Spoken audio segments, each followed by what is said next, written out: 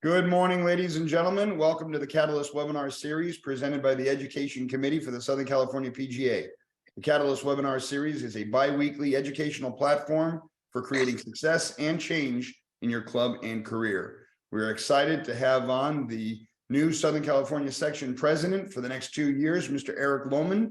He is the general manager and director of instruction at Monarch Beach Golf Links down in Dana Point. He's been serving at the chapter level and on the section level for, I want to say 20 years, upwards of. So Eric has carved out some time this morning to join us on the Catalyst webinar. Good morning, Mr. President. How are you this morning? Good morning, John. Appreciate the opportunity to talk to you this morning, and just want to welcome and thank all those who are in attendance through the webosphere.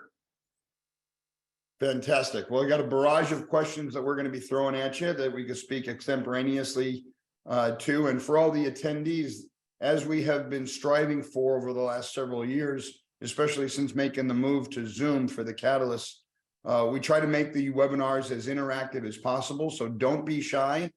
Raise your hand or come off mute and throw a question in the chat box. I'll be paying attention to that. And Eric would like to field as many questions as possible. We got about 45 minutes, so we'll get right into it. You know, Eric has kind of made it a priority to right size the committees and kind of build a platform for engagement and action. And regarding that, I think we're going to be delving into the creation of the engagement committee. As we do with all associates and mentorship, we need to focus on recruitment and retention. You want to speak to that, Eric, and talk a little bit about your thoughts and your plan on that platform? Sure, and thanks, John. That's a great question. You know, obviously, we are an association, the section, there's 1,500 members and associates in Southern California. And, you know, our goal of being best in class and being a leader in the industry is we're only going to achieve that goal if the constituents, the people that make up that association, that section, participate. So one of the, one of my biggest initiatives, and obviously just follows the line of what President Shelton and obviously President Kiefer and McNair and those folks have done before me, is just trying to get as many of our section members and associates engaged, first and foremost. So when we look at like the creation and the development of the committees, and obviously we have 5 chapters within the section, you know, getting as many people involved with their chapters, getting as many people involved with our committees and involved just with our section is what's going to drive me this next 2 years. Because the more they're involved, the better, the bigger we will be, and the more successful we will be in the outcome.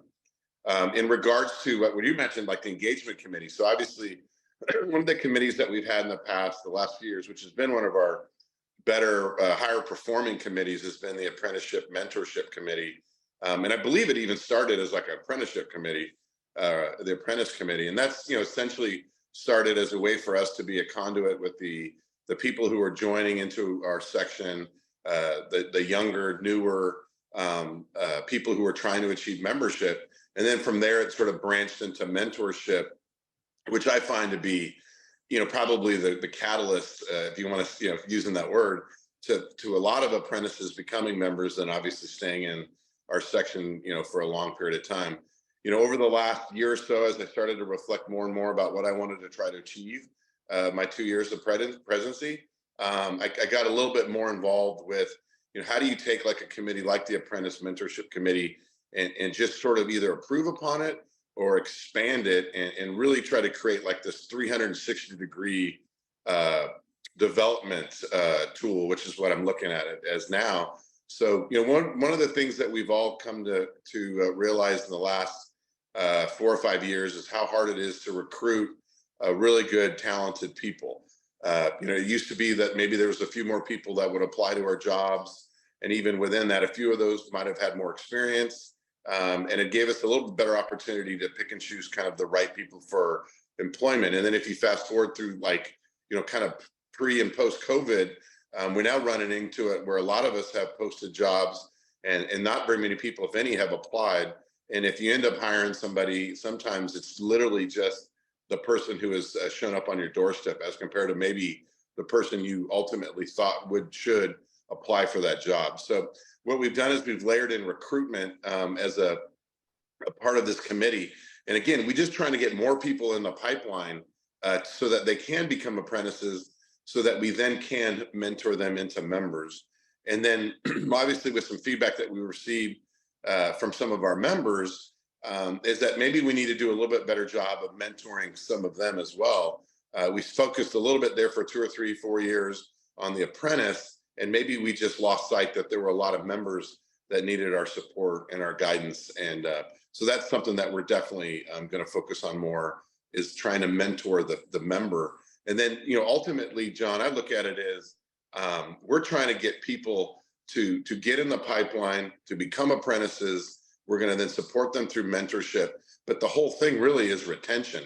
It's the lifespan of a PGA member.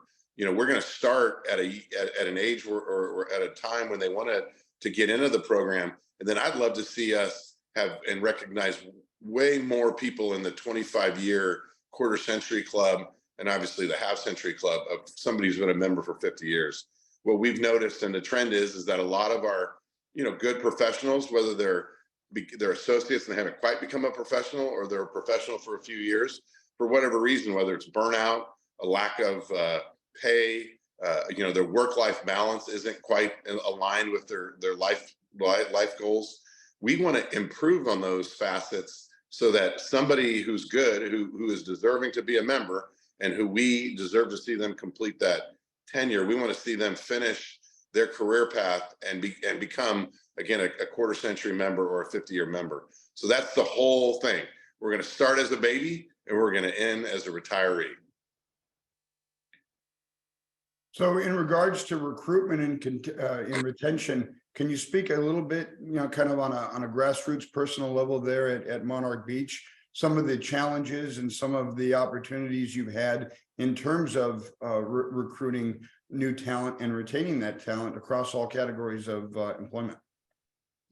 Yeah, I mean, recruitment has been something that, on a personal level at our property has been difficult, to say the very least, the last 10 years. I mean, it doesn't really matter who we're trying or what position we're trying to hire. We just simply don't get enough applicants, whether it's even, this isn't just specific to like the PGA or to, a golf professional position.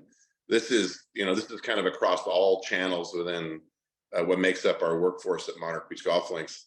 But I would say the one that's the most frustrating for me, recently has been the golf professional position. And that's the one that we're probably most in tune with our peers and our friends as we go to meetings, as we get the postings that get mailed to us or emailed to us. It seems like almost at some level there might be more jobs open than there are people applying for those jobs. And as I talk to my peers, there's a gentleman, for example, who's in Hawaii, who's supposed to join me next week at the PGA show, and the poor fellow has to stay back in Hawaii and can't, take his annual pilgrimage to Orlando for the PGA show because he's short 2 staff members, and now he has to cover the counter and maybe even work a little bit more where he traditionally wouldn't work. That's the type of scenario, though, that we hear more and more of. And that's where I think that as an association, whether it's the national PGA or the section, which is just us here in Southern California, I think we need to do a bigger, better job of working on recruitment. And there's so many layers to that conversation, but we definitely need to put more effort forth. And then I think it needs to translate and push down into us as managers of clubs, directors of golf, head golf professionals, anybody, even if it's like a first assistant who's hiring an outside service crew.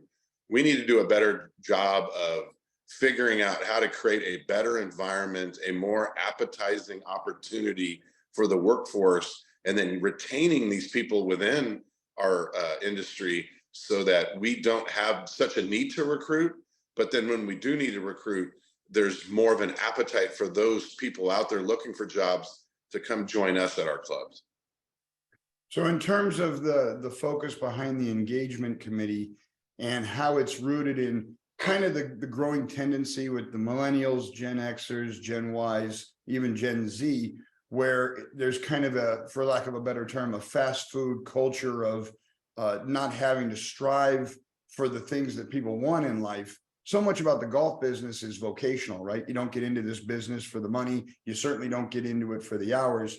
We really have to maintain a relevance and create a relevance to that demographic, to that generation, in order to kind of showcase how great this career can be for those that want to put the time in and do it. Can you talk about kind of some of your action items for the engagement committee on how to do that on more of a step-by-step basis? Yeah, and again, some of those, John, the committee hasn't had its first meeting yet, but I'm sure that there's going to be a lot of dialogue and a lot of brainstorming that goes into it. But as a section board member and as an executive committee member, we've talked now for several years about ways to sort of branch out into the the work environment. There's going to be recruiters and recruitees, right? And this is pretty basic common sense. We need to identify the recruitees, like more of them. We had to create a bigger pipeline, and then we got to bring them over as recruits and bring them into the system and into the educational process of becoming a PGA member. So you got to look at it like on a macro level. What is it like institutional that maybe we're struggling with to attract people and try to remedy that. And then on a micro level, we just got to do a better job of communicating, marketing, promoting what we do and how we do it, and then attract a little bit more of an interest. And then once we attract that interest, how do we convert those leads into, just a generic term, sales? Like, how do you take someone who's basically probably slightly interested and convert them into somebody who wants to create a career path?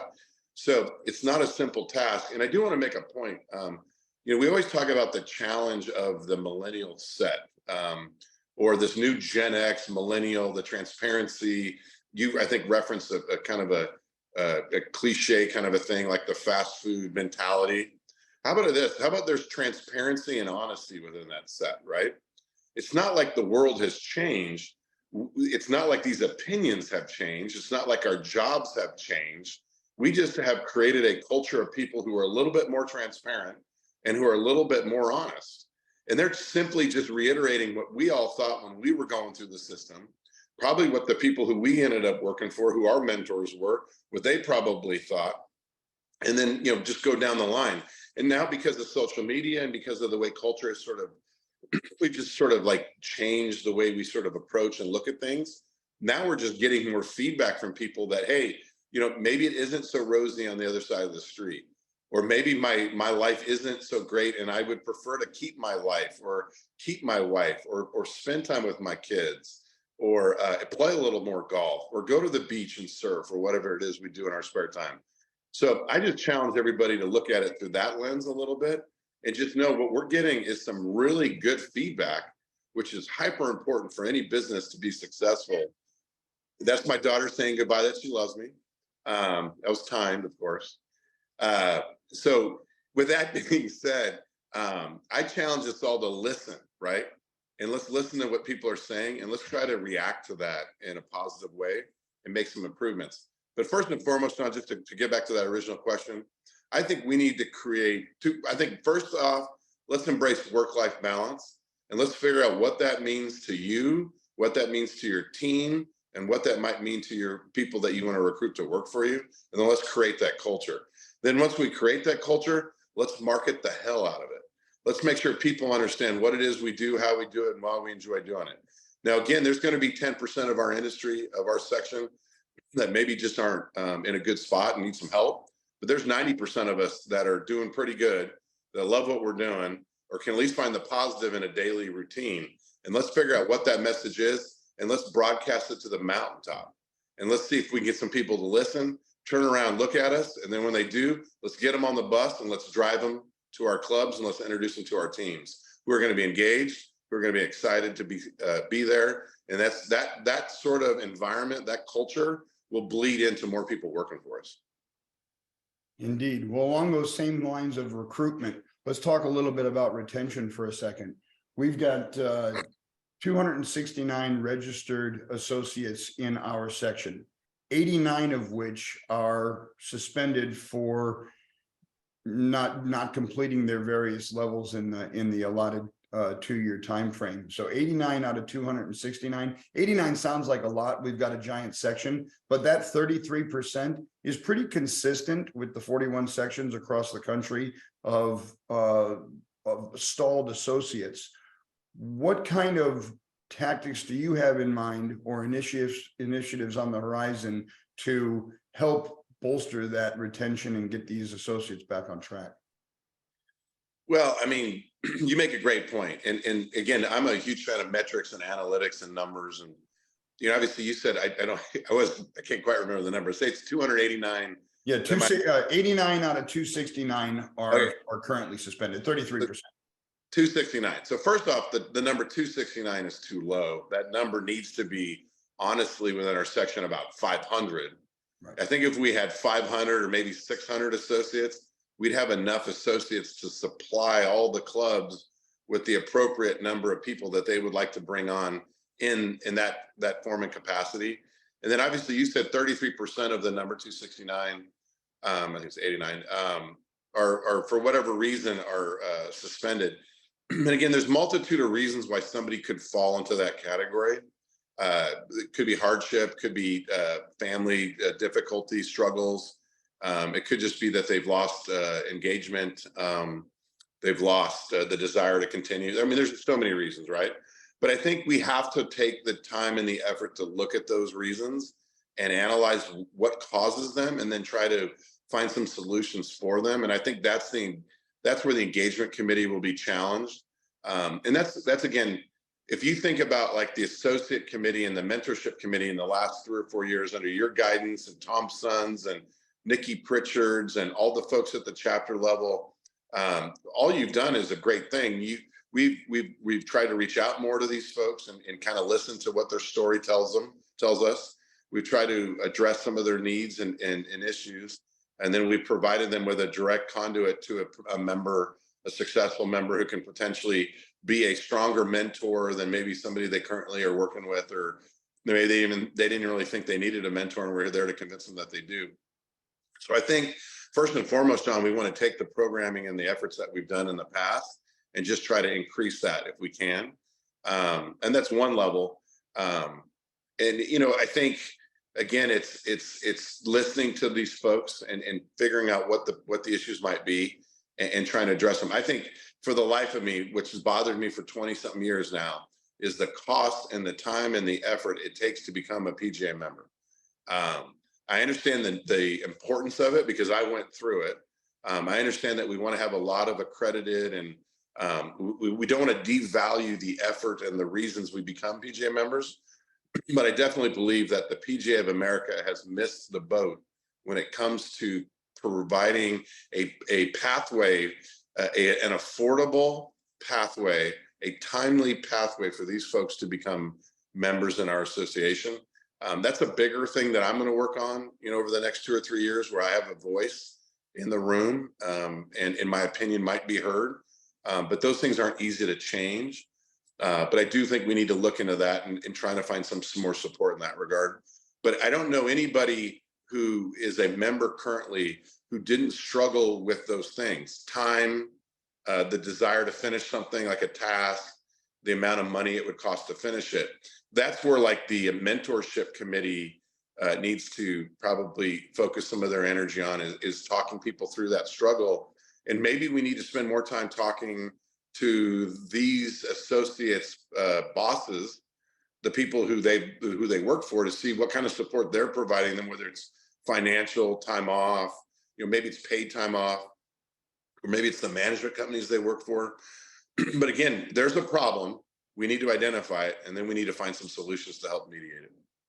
When you talk about the generation that's more transparent with how they feel, we do need to, as employers, make more of an effort to show that compassion on the level of better pay, better benefits, opportunities for career advancement, presenting situations of a better work-life balance in the work environment, and also supporting that educational cost.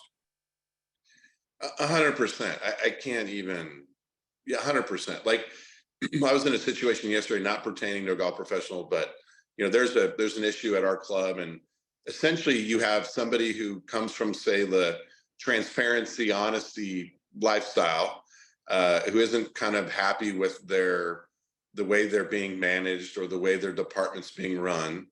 And when you see, you have to, we all as operators, as managers, have to be able to remove ourselves from our past ways. We have to be able to be honest with ourselves and honest with these people, and sort of emotionalize some of these conversations and really break it down to the nitty gritty. In this particular situation, there's somebody who just doesn't quite like what they see, what they do, how they do it, and how they're being told what to do. But they're providing such great feedback that if you don't take it personally, and you don't try to say, well, back in the day I had to do this, and I walked up the mountain without any shoes, and I beat your chest like you're the ultimate warrior of all workforce.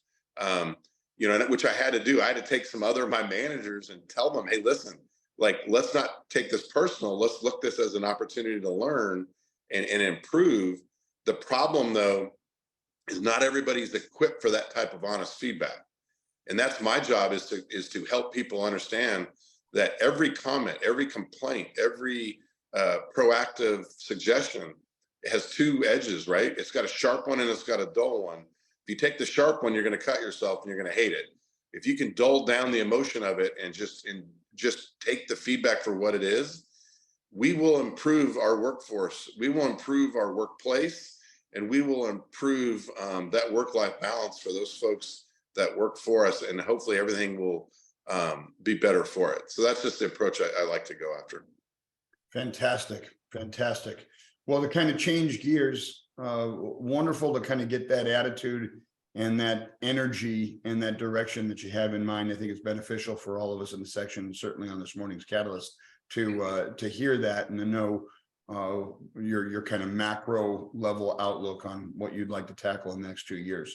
To get a little more personal, we've got two sections we want to get through here. We want to talk about section staff, but before we get into that, can we talk a little bit about you personally, Eric? I think, a lot of people know you. I know you very well, but the vast majority of the 1,600 PGA members we have in the section, most of which don't know you. So why don't you take this opportunity to talk a little bit about where you came from, how you got there, who your mentors were, and why you do what you do. Yeah, I mean, I'll try to dumb this down to a couple minutes, but I grew up. I was born in Indiana, Valparaiso, Indiana. So when you're born a Hoosier, you die a Hoosier. So I grew up as a fan of Indiana basketball and Bob Knight and that kind of tradition. But I moved out to California when I was younger, and that's where I grew up. I grew up in the high desert. I started playing golf. Greg Combs was my first instructor. We were members of Spring Valley Lake Country Club in Victorville. And I grew up on the 16th hole. I have a twin brother, so I always had a partner for golf. We literally lived 100 yards from the green on the 16th hole. I had a basketball court in my backyard, which I played basketball, soccer, baseball, all the sports that most young kids play. But because that golf course was literally in my backyard, and in the afternoons, nobody was on the 16th hole, I could just walk out and hit balls. And I don't know about you guys, but anybody who's literally grown up with a practice facility in their backyard, I was probably in front of the regular person of development. When I was 8 years old, I took a summer camp at the club, learned how to swim, learned how to play tennis, and learned how to play golf.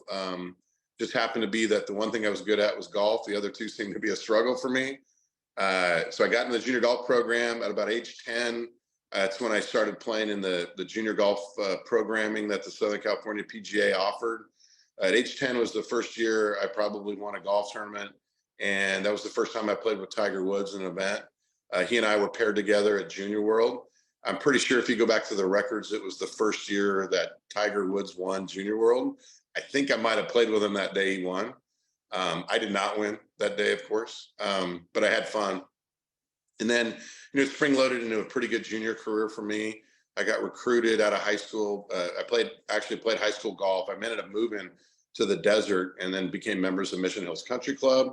I played at Palm Springs High School, where we ended up winning CIF my junior year. I did pretty well in high school golf, got recruited, and I ended up going to the University of Houston for 1 year where I played. It was the last year of the Southwest Conference. I was a little freshman in the Southwest Conference Championship, but then the league disbanded. I guess the conference disbanded, but I ended up transferring to UCLA, where I played 3 years, and then I redshirted my last year. Had a nice career at UCLA, but started to realize that maybe golf was more difficult than that. I was making golf more difficult than it probably should have been, and I couldn't figure out a career path of playing on tour or going for the tour. It just didn't make sense. I got a little burnt out and needed to join the workforce. I went to work. I got into teaching and coaching kind of that first year, but then I ended up working for Patrick Casey at Monterey Country Club. That was my first real job as assistant golf professional. Like most assistant golf professionals, I struggled with all the things that we just talked about, right? Work-life balance, pay. I started taking criticism from all these members, and your employer didn't quite know if it made sense. So I started looking at some other opportunities. I just didn't quite know where my career path was going to take me. Even considered going back to school and going to business school, or starting a career path altogether differently. But I met with Orrin Vincent of OB Sports, and Odie Vincent's the son, and Odie was a really good player, probably the best player ever to come out of Palm Springs High School.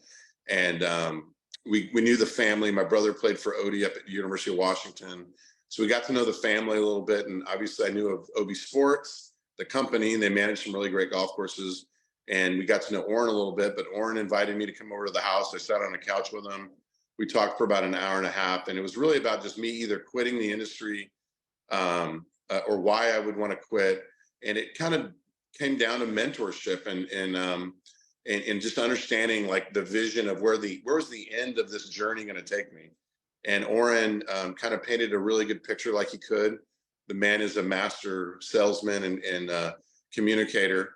He said, Eric, if you're willing to pay your dues, we're willing to take you on at our company, but you need to get in there and learn some stuff at the bottom level. So I ended up spending a year up in Portland at a club, the Reserve, where I worked in maintenance. The first job I had was to take a fly mow a creek on the Cup course at the Reserve with another intern.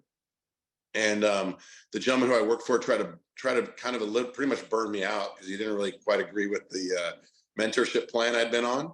But I spent about 7 months doing hard labor, and even through a winter, and I earned the respect of that person. He ended up kind of elevating me and putting me in charge of accounting, and I became the conduit to the management meetings at the club. And then I was about a year into it, I was asked to go up to Trophy Lake up in Seattle, Washington, more on the Puget Sound, but the Seattle Tacoma market, but out in towards Bremerton, where I was, like an assistant golf professional, where I hired a crew of 20 people to run outside service. I did that. And then from there, I got hired about 6 months later to go out into the desert to open up Cimarron Golf Resort. And I was the director of sales and marketing at 26 with about zero sales and marketing training, at least specific to the job. And I ended up cutting my teeth for about 3 years there, and kind of eased into like an assistant general manager position. And at that point, I became a PGA member.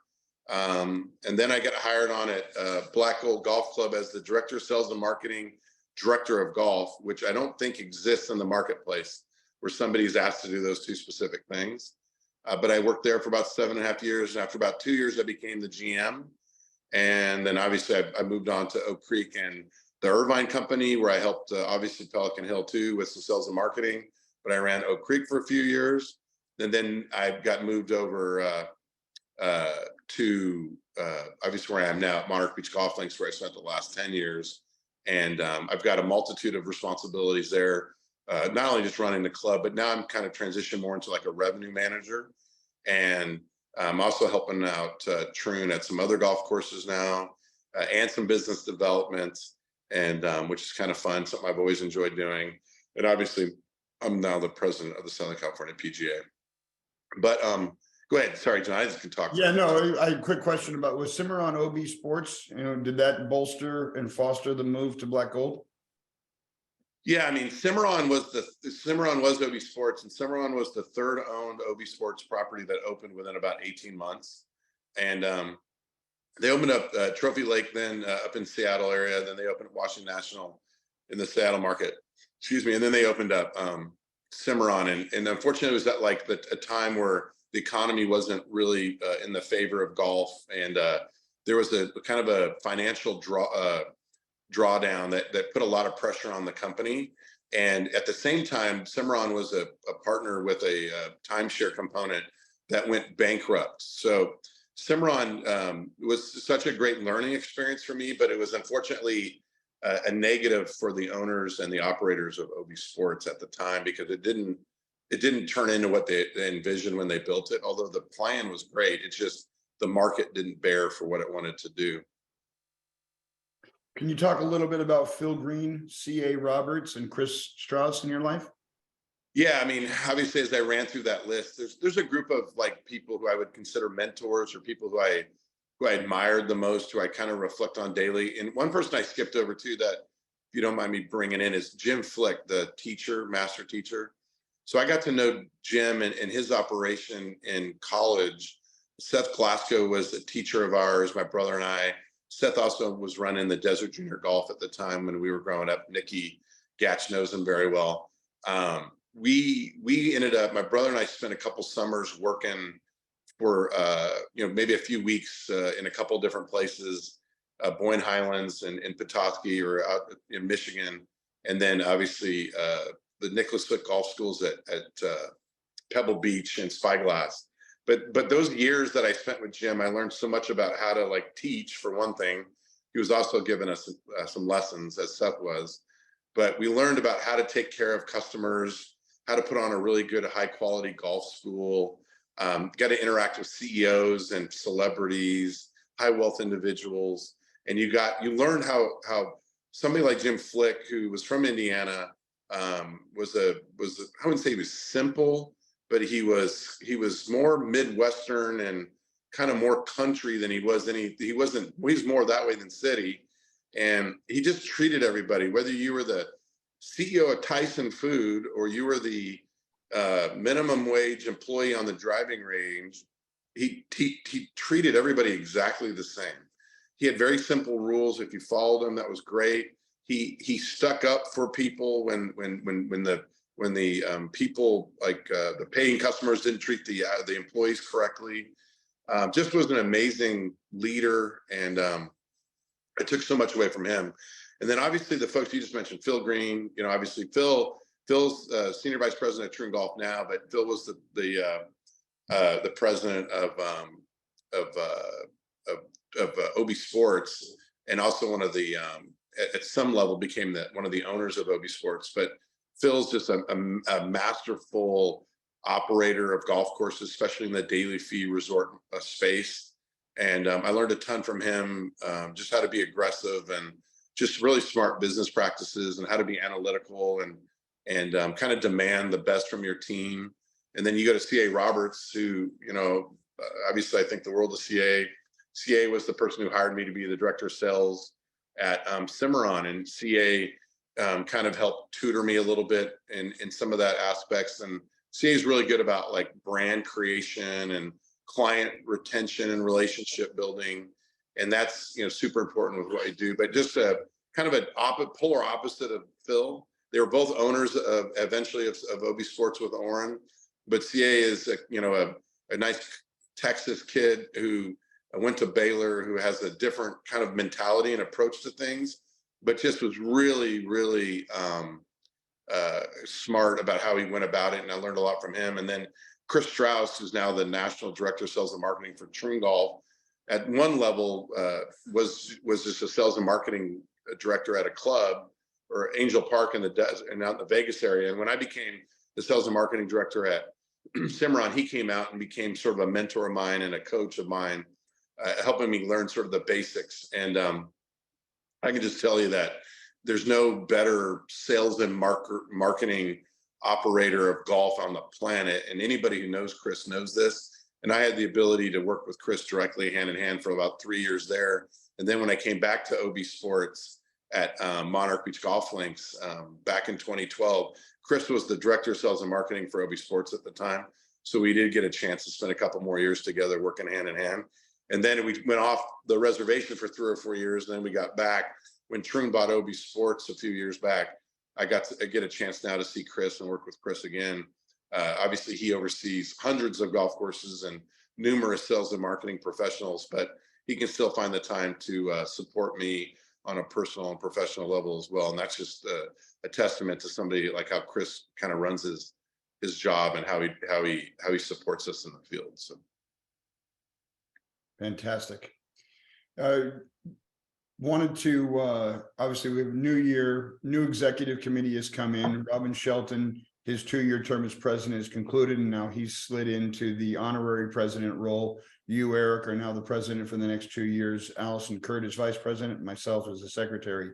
Not only at the executive level do we have a fair amount of change at the section, but also from a executive leadership and staffing standpoint. Can you talk a little bit about Tom Addis's retirement and Nikki's inaugural tenure as executive director of the Southern California PGA? Yeah, not a problem at all. Certainly it's such exciting times for Nikki, obviously taking over for Tom, who's, taking on a new role within this section as our emeritus ambassador.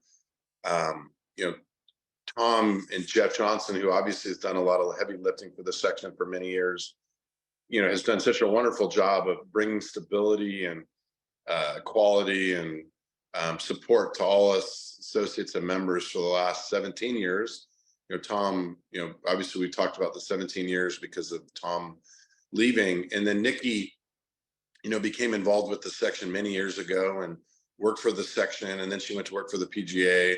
And then obviously came back to our section for the last several years in a role we kind of knew that the role she was taking on when she came back was sort of be the ED in training or the next up ED, I guess. And it worked out as we did the national search.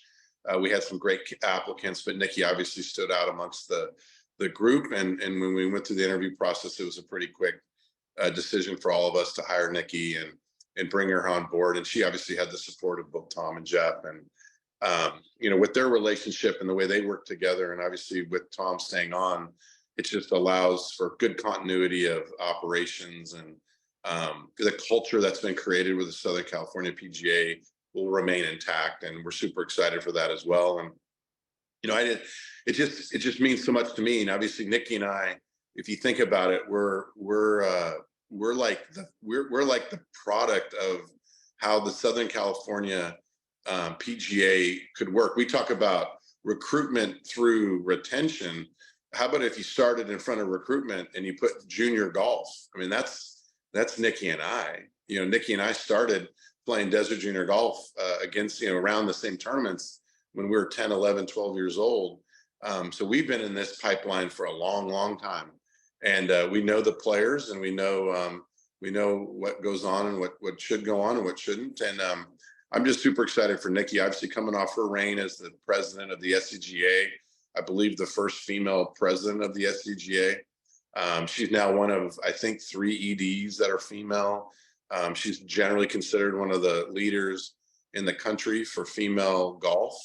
And I can't think of a better place, Southern California, where we have such a diverse group of people who either work in our industry and make up the Southern California PGA. But obviously the constituents that we attract to play golf at our clubs, our driving ranges, and shop in our stores, Nikki kind of fits that mold as well. So I'm just hyper excited for her. I'm really excited for the board. We've got some new board members as well that I think kind of fit the mold of inclusion, and I think they're excited and engaged. And then obviously Dr. Kurt, yourself, and Robin staying on as he does. And I just want to say thank you to Robin. Again, what we do is unselfish. We don't get paid. We don't, it doesn't necessarily help us in our career paths. It kind of sometimes can be a negative. But you got to find the positive in it, which we all do. but Rodman unselfishly gave up a lot of his time and energy and effort to, to help bring us to the point where we are today.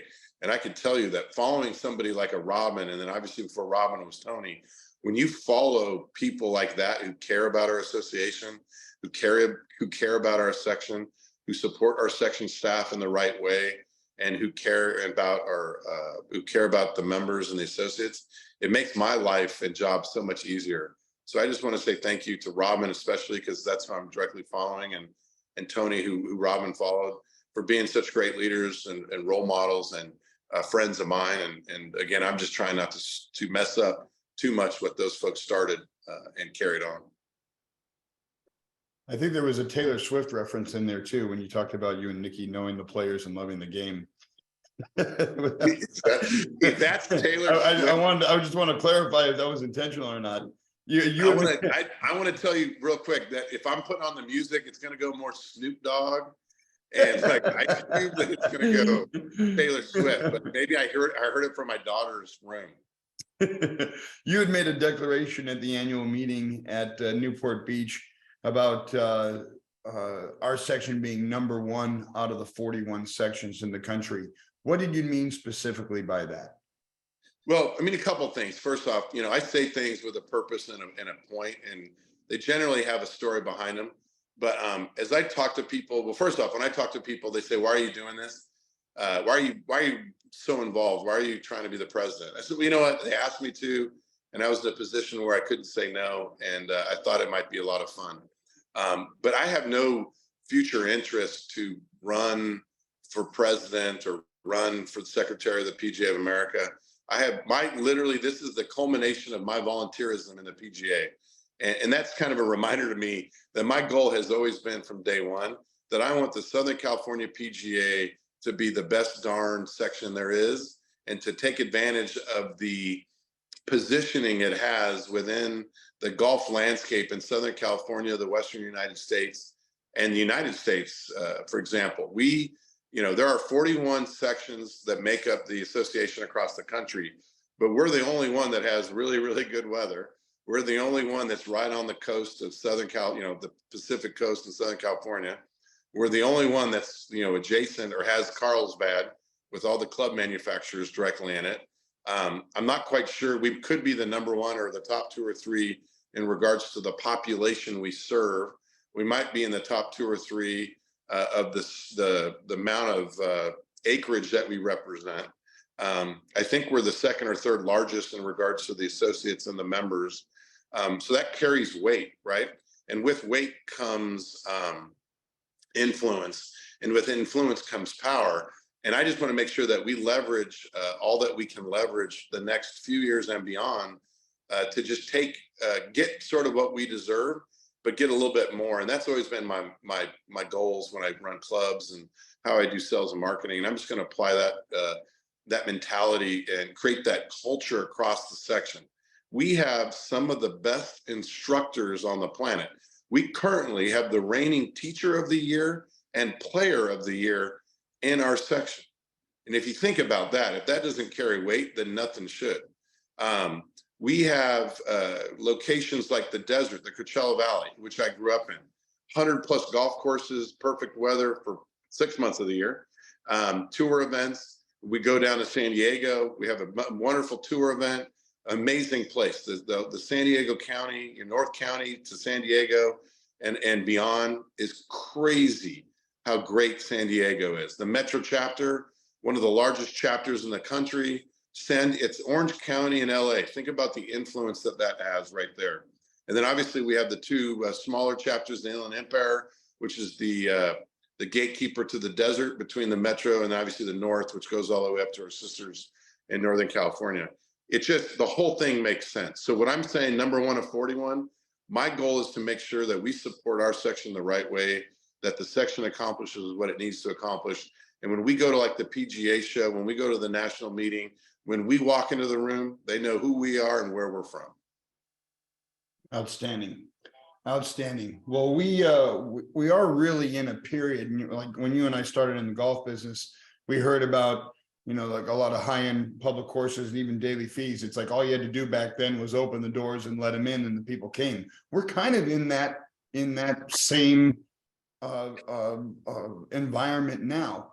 When you talk about when the bubble bursts or if it bursts, what are some of the things that we can do to stay sharp, to keep from getting lazy, and to stay hungry? Well, first off, and I appreciate the question, and I think I might even teed it up.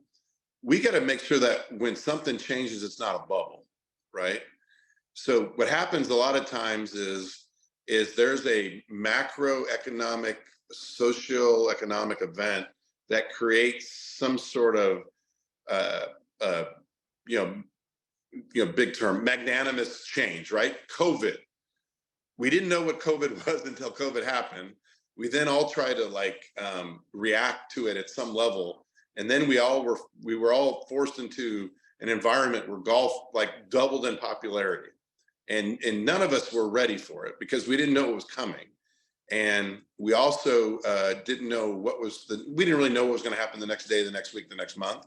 So we sort of learned on the fly. We took advantage of it where we could and when we could, but not everybody took advantage of it at the exact same rate, not as fast as we probably could have, because again, we couldn't predict the future. But at the end of the day, we all probably benefited at some level because of the popularity, the increase of our lessons, the increase of our sales of equipment, the increase of play at our clubs. But on the flip side, we also had a work-life balance issue because we weren't prepared to then hire all those people to help augment our workforce. And then, as you were trying to manage 250 players a day, you were trying to add two team members to help you service them. And then you were trying to retain the two people who were ready to run out the door because they were tired of working 10-hour days, getting yelled at or whatever, because there wasn't enough inventory on the tee sheet. So my comment in all that is let's be proactive and be ready for when there is going to be a downturn, and let's make sure that's not a bubble. Let's just make sure that's like a trickle on a stream. We don't want a flash flood. We want just a trickle when the stream gets a little bit more water. It's inevitable that we are going to, and I think we've all started to see a little bit of a change in sort of the demand. We've all noticed a change in demand. We've also created a change in demand. We created a change in demand because we all took advantage of the pricing opportunity and we raised our pricing. And some people were forced to block off more tee times because we didn't have enough carts, or we couldn't handle it because we didn't have enough staff. So we created sort of a negative vacuum, which we're now starting to witness. We've all seen the rain the last month. We had 3 years of drought, the most extreme drought conditions during the 3 years of the highest amount of people who were either unemployed or work from home, who were all receiving money. And the only safe thing they could do for 2 or 3 years was to go play golf and have a Coors Light. And so if you don't think there's change coming, then you aren't paying attention to how things work in the history of the world, right? So my goal and our hope is that we can help all our golf professionals just be prepared as we start to layer off, as some people start to go back to the workforce, as some people sort of, maybe they in tune get laid off, right? Because we're seeing that now across the board with a lot of high level positions in finance and tech. As those people, that money is going to slowly start to run out. So I just want everybody to be prepared for that so that we can keep the level that we're at today for as long as we possibly can until the next thing comes to us and we can prepare for that. Fantastic. Fantastic. Well, Eric, those are all the questions that we have on the chat. And those are all the questions I had prepared for you. Any last minute comments or statements you'd like to make to the attendees this morning? No, I just challenge everybody who's on the call to do their best. We live in a world that's busy, right? We have a busy life. We have a busy work life. We have a busy personal life. And hopefully you find some time to enjoy your downtime, whether it's your hobbies or further your education and those things. But I challenge each and everybody to try to carve out a little bit time of their day to make a difference. Support your coworkers, support your family, support a peer. If you have a little bit more time, get engaged, get involved with your chapters. Maybe try to attend a few more events this year. you know, the Southern California PGA under Nikki's guidance and the board, we're going to have a lot of great things to take advantage of over the next 2 years, whether it's the next catalyst, the player development conference we have coming up in March. I think it's March. You know, and then into all our great events, our meetings, you know, try to attend one more thing that you haven't attended over the last few years. Come out and support us and see what the changes that we've made. Get some value for the dues that you pay. And at the end of the day, just know that we're excited for you to be in the room so we can network with you, hang out with you, get to know you a little bit better, and bring you into the fold as part of our Southern California PGA family. I'm just honored to be a part of this. I look forward to spending 2 years doing the best that I can, and then I'll support the next person in line. But just thank you for the opportunity, and thank you for this morning, John, and thank you for what you do with Catalyst. So. Well, thank you, Eric. And again, you know, you've been serving the section and the the Metro chapter, and then the section for as long as I've been a PGA member, and that's been over, getting on 25 years now. And, you know, as the years have gone on, your selfless service has gotten grander and deeper and grander and deeper. And thank you for making that commitment and that selfless extension of yourself, and especially in a world and a time where that's so difficult to do. On behalf of the Education Committee, on behalf of the Southern California PGA, thank you very much for your service, and I look forward to working with you, and I look forward to serving you. And for all the attendees on this morning's Catalyst, you will receive 1 PDR credit for being on this morning's webinar. And if you are viewing the Catalyst after the fact, it will be available on the section website in the education dropdown under Catalyst. Thank you very much for supporting the educational outlet, and we'll see you all in 2 weeks. On February 2nd, we have Mike Mata, Director of Loss Prevention for Worldwide Golf Shops, going to be joining us.